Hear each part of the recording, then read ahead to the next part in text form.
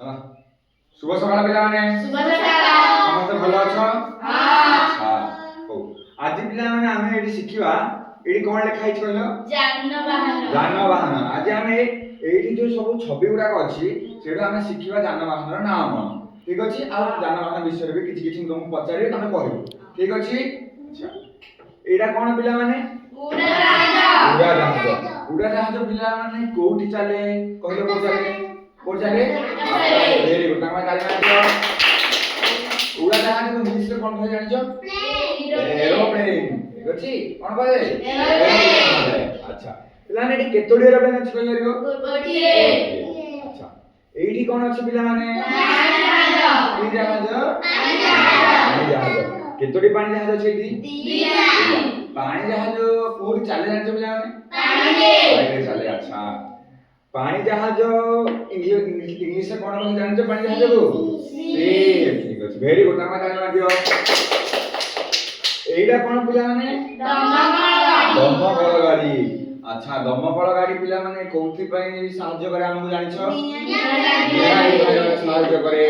ठीक अछि तापरे कोनसी लोक जदी कुहरे पड़ जाइतो नले कोनसी गाय गरु जदी कुहरे पड़े ताकू गाड़ीबारे सहाय्य करे कोठी गच्छ भांगी जाइथिले सहाय्य करे गच्छ काटिबारे गच्छ को रोड काटिबारे सहाय्य करे एमिति बहुत विभिन्न प्रकार काम रे हमको दमकल गाड़ी सहाय्य करे दमकल गाड़ी कोड रहे प्रम जानिछो जानिछो दमकल गाड़ी कोड रहे जानि न फायर स्टेशन रे रहे अग्निशमन ऑफिस रे रहे ठीक अछि अग्निशमन विभाग रे रहे एइडा केतोडी दमकल गाड़ी छिला ने अच्छा एइडा कोन पिला माने देखै छथि रिक्शा अच्छा रिक्शा पिला माने रिक्शा रे बस तो माने बस तो अच्छा रिक्शा केतोडी रिक्शा अछि पिला चारटी वेरी गुड एइडा कोन पिला माने ट्रेन हेडी केतोडी ट्रेन अछि पिला माने पांचटी ट्रेन कोड हे चाले अछि पिला माने ट्रेन कोड चाले कहा ऊपर चाले रेलवे कोई ऊपर चाले ठीक अछि अच्छा वेरी गुड एडा कोन पिला माने बस केतोडी बस पिला माने गणी कहलो 6टी अच्छा वेरी गुड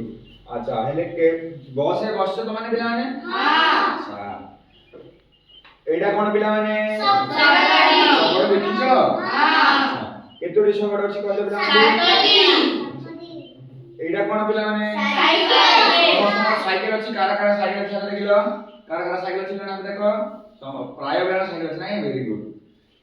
साइकिल रे बसो ना समझते हां चले वाला साइकिल हां एडी केतोडी साइकिल अछि पिलाने 8टी अच्छा एडा कोन पिला माने स्कूटर देखिछ पिला माने हां समझते हां अच्छा केतोडी स्कूटर अछि जाने की 9टी एडा ऑटो रिक्शा रे बसो समझते हां अच्छा अच्छा तम गाय रे ऑटो अछि हां केतोडी ऑटो अछि जाने की 10टी वेरी गुड ताली मार के समझते